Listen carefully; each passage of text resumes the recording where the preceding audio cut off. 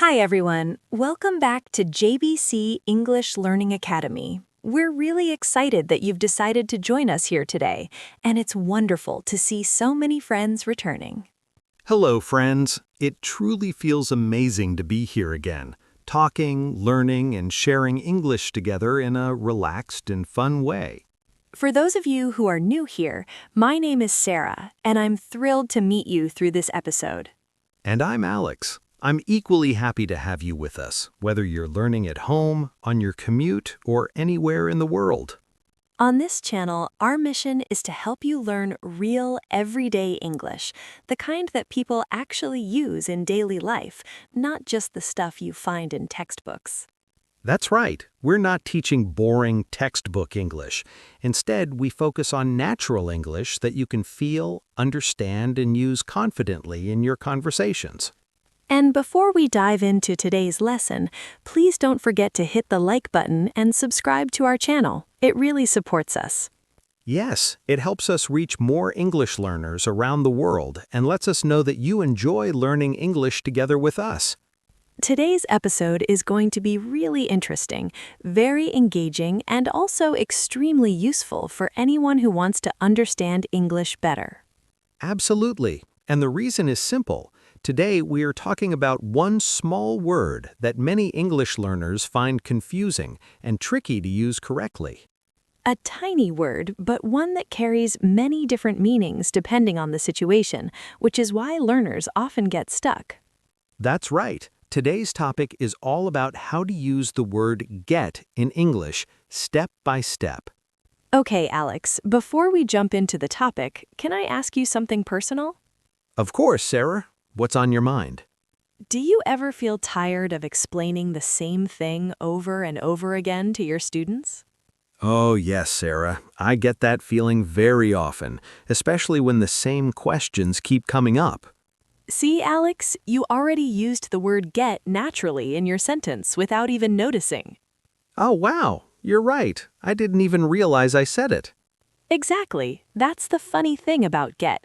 It just appears everywhere in English, sometimes without us thinking about it. Yesterday, for example, I was talking to a student and they said, "Alex, I don't get."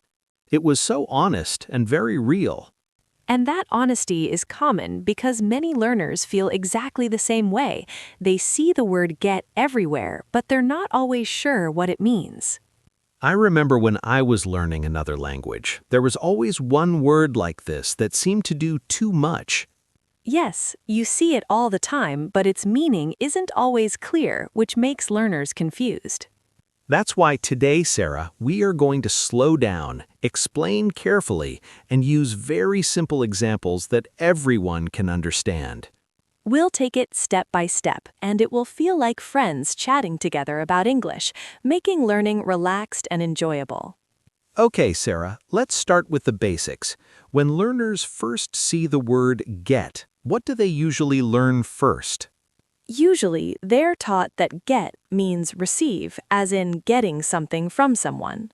Right. For example, you might say, "I get a message," "I get an email," or "I get a gift." That's the most basic meaning. And yes, that meaning is correct, but as English gets more advanced, the word get starts to change, and that's when learners notice it becomes tricky. Let's stay here for a moment and focus on get meaning receive. I'll give you some examples so the meaning becomes clearer. Perfect. Go ahead, Alex. I got a call from my sister yesterday, which simply means that I received her call. Exactly. And another example, I got an email from my boss this morning. Again, it means I received it. I also got a present for my birthday last week. Oh, nice. What present did you get this time? A book. A very boring book about productivity. But maybe it will be useful someday, Alex. Maybe if I ever get around to reading it. See, dear listeners, get is a very friendly verb. Native speakers use it far more often than the more formal word receive. Exactly. Receive sounds more formal, like in emails or official letters. But in daily conversations, people just say get. Now, this is where learners often start to feel confused because get doesn't always mean receive anymore. Yes, in many cases, get can also mean become, especially when talking about feelings or situations. For example, you might say, I get tired after work, which means you become tired. Or, I get angry when I'm hungry. That's so honest, Sarah.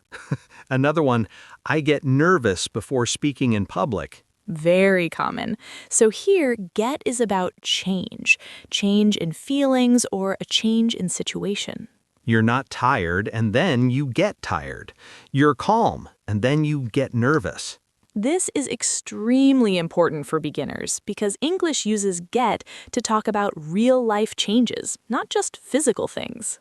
Sarah, let's talk specifically about feelings now. I love that idea because learners really want to know how to express their emotions clearly in English. Yes, Alex, emotions are an important part of real English, so we often say things like, I get sad sometimes, and that's completely natural. I get happy whenever I listen to music, Sarah. It's such a simple but powerful way to express how I feel. I get excited about new plans, especially when there's something to look forward to, like a trip or a fun project. And I have to admit, I also get confused easily, especially when English grammar throws unexpected challenges at me. I get stressed at work too, particularly when deadlines pile up and everything feels urgent at the same time. And Sundays can be slow. I get bored on Sundays if I don't have anything interesting to do. But all of these feelings are natural, and it's perfectly okay to experience them. Absolutely, Sarah. They are very natural and also extremely useful for learners to understand real English in context. Sarah, can I ask you a question? When do you usually get tired during the day? Hi, Sarah. I get tired when I don't sleep well, just like everyone else. Same here. I also get tired after long meetings, especially when they go on for hours without a break. Do you ever get tired of social media, Sarah? Oh, yes. I absolutely get tired of scrolling endlessly, reading posts, and refreshing feeds all the time. See, listeners, that's another common use of get. When we say, I get tired of something, or I get bored of something, it means we experience that feeling about a situation. Exactly. I get tired of noise when it's too loud around me. I get bored of waiting when things take too long. And I get frustrated with slow internet. It's such a modern English problem, isn't it? Yes, Sarah, this is very real-life English that you'll hear every day. Here's a small tip for learners, Alex, so you can notice how get is used naturally. Listen carefully. I get a present for my birthday. I get angry when I'm hungry. I get tired after work. I get nervous before speaking. You really need to feel the meaning of get instead of trying to translate every single word into your language. Instead, notice how it's used in real conversations. Pay attention to feelings, situations, and changes. And remember, get is a very friendly and flexible verb that native speakers love to use. Sarah, do you remember a time when you really got confused in English? Oh, yes, Alex. Phrasal verbs with get completely confuse me at first. Same here. I remember thinking, why does one word have to do so many jobs in English? English can be a little lazy sometimes. It likes short, flexible words that can do many things. That's why get is everywhere in English. So today, we talked about get as receive, get as become, and get as feel or experience. And don't worry if it still feels a little confusing at first. It's completely normal for learners. Learning English is a journey, Sarah, and the best part is we're walking it together with all of you. Now, in part 2, we're going to talk about how native speakers use get in real daily life situations, the kind of English you hear at home, at work, with friends, and even when you're talking to yourself. Okay, Sarah, let me ask you a simple question. Go ahead, Alex. What time did you get here today? Ah, that's a perfect example, Alex. Exactly. I got here at 9:30 this morning. So here, get means something different. It means arrive. Yes, not receive, not become, but arrive. And this usage is very common in spoken English. People often ask, "What time did you get home?" or "Did you get to work on time?" Or, when did you get there? Native speakers almost never use the word arrive in daily conversation because it sounds too formal. Arrive is something you'd see in writing, like in an official report, but in everyday speech, people simply say get. I usually get home around 7 p.m. That's late, Alex. Yes, I can imagine. You get tired when you get home late. See, Sarah? So many uses of get in one sentence, and it still sounds completely natural. Learners often worry that using get many times is wrong. But for native speakers, it feels completely normal, friendly, and natural. Okay, Alex, do you feel like time is moving really fast these days? Yes, Sarah, I do. And I also feel like life is slowly getting busier with so many things happening at once. There it is again, the word getting busier. Exactly. Here, get is showing a change over time, which is one of its most important uses. Right, that's why we say things like, "It's getting cold," "The weather is getting better," or "My English is getting stronger." That last one is very important for learners because it shows progress over time. Yes, your English doesn't become perfect overnight. It slowly gets better, little by little, day by day. Sarah, do you remember when you first started teaching English? Oh, yes, Alex, I remember it very clearly. How did you feel on that first day? Honestly, I was nervous, really very nervous. I know that feeling. Very nervous indeed. But over time, I got more confident with my students. That's beautiful, Alex. Confidence doesn't appear suddenly. It grows gradually. Just like language learning, it's a process that happens slowly, step by step. Let's talk about shopping, Alex. Oh, Sarah, I have to admit, I'm not very good at shopping. That's okay. Many learners feel the same way. People often say things like, "I need to get groceries," "I'll get some coffee," or "I got a new phone." So here, get means buy or obtain, but it sounds more natural than just saying buy. For example, saying, "I'm going to buy some milk" is correct, but most people casually say, "I'm going to get some milk," and it sounds very natural. Sarah, after this recording, I think I'll get some coffee. I thought you already had coffee this morning.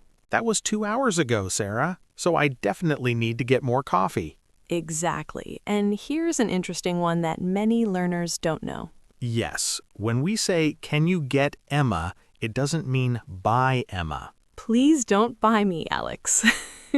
It actually means to call, bring, or contact someone. For example, "Can you get the doctor?" or "I'll get my friend," or "Please get your brother." So here, get means to go and bring someone or go in contact with them. Yesterday, my phone was in another room. Oh no. I said, "Can you get my phone for me?" Perfect usage. Very simple and natural. Okay, now we're entering dangerous territory, phrasal verbs. But don't panic, Sarah, we'll take it slowly. Right. We say get in the car or get out of the car. Here, in and out show inside and outside. Get in means enter and get out means leave. For buses, trains, and planes, we say get on the bus or get off the train. Learners mix this up a lot, but don't worry, native speakers make mistakes sometimes too. I once told a student, "Get out the bus." Oh no, that sounds very strange. Yes, it should be "get off the bus," but everyone understood me. And that's the point. Communication is always more important than perfection. Exactly. This is a very important lesson for learners. And when someone explains something and you understand, you can say, "I get it." Not just "I understand." While that's correct, "I get it" sounds much more natural in daily conversation. And if you don't understand, you can say, "I don't get it. I didn't get that." Or, "Can you explain it again? I don't get it." Very useful phrases for learners to express confusion naturally. Alex, sometimes learners feel shy about saying, "I don't get it." Yes, but they really shouldn't be. Not understanding is actually a normal part of learning. Every time you say, I don't get it, you're actually moving closer to understanding English. That's such a beautiful way to put it, Sarah. And if you're listening right now and thinking, wow, this is a lot to take in, that's completely okay. Take a deep breath. You're doing amazing. You don't need to use all of these expressions today, just notice them. Listen for get in movies, in podcasts, and in daily conversations around you. Alex, I have to say, I feel like this episode is really helping our listeners. Me too, Alex. After this episode, get doesn't feel so scary anymore. Yes, Sarah, it actually feels friendly now, like a word you can really use without stress. Okay, Alex, let's be honest for a moment. Always, Sarah. Learners make mistakes with get, and that's completely normal. Of course they do, because get has so many meanings, and that can feel confusing at first. But here's the truth about it, Alex. Tell them, Sarah. Native speakers don't care if you use get perfectly. Yes, what really matters is whether they understand you. Many learners stop speaking because they overthink. They wonder, is this get correct? Should I say take? Should I say receive? And then, silence. But real English doesn't work like that. Real English is fast, emotional, imperfect, and sometimes even messy. And that's completely okay. A learner once told me, I get very confusing. Ah, yes, Alex. Grammatically, it should have been, I get confused. But did you understand him? Immediately. Exactly, that's the point. So don't stop speaking just because of small mistakes. Let's talk honestly. Native speakers use get because it's easy. They don't sit around analyzing grammar. They feel the sentence naturally. For example, when something bad happens, they might say, I get it, or I get so tired of this, or I just can't get motivated today. Notice something important, Sarah. They're talking about feelings, and that's why get is so powerful.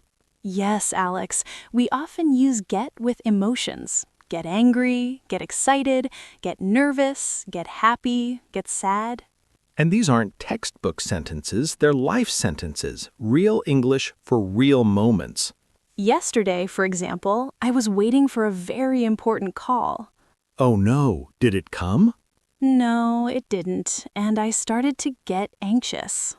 Perfect example. Not I became anxious, I got anxious. That's natural, human, and real. Alex, sometimes learners ask me, how can I practice more? And you always give the best advice, Sarah. Yes, I always say, you don't need more rules, you need more exposure. Here's something simple. Every day, try to say just 3 sentences using get. Just 3. That's it. For example, you might say, I get tired in the evening. I get coffee every morning. Or, I didn't get enough sleep. That's all. No writing, no pressure, just speaking naturally. Sarah, can I share a little secret with our listeners? Please do, Alex. I talk to myself, and honestly, we all do, but sometimes I do it in English. That's such a great habit. When I wake up, I say, I need to get up. Nice. When I feel sleepy, I say, I'm getting sleepy. Very natural. And when something clicks in my mind, I say, oh, I get it now. Exactly. That's exactly how native speakers think and use English in their daily life. Let's imagine some daily moments together. I need to get the laundry done. I can't get comfortable. I get bored when I stay inside all day. I didn't get the email. Let me get back to you. I'm trying to get this finished. I get what you mean. I get excited when we travel. And I don't get why he's upset. Alex, can I speak directly to our listeners for a moment? Of course, Sarah. Your English is not bad. Yes, you're just growing like a plant, sometimes slowly, sometimes quickly, but always moving forward. If you're afraid to speak or scared of making mistakes, remember this.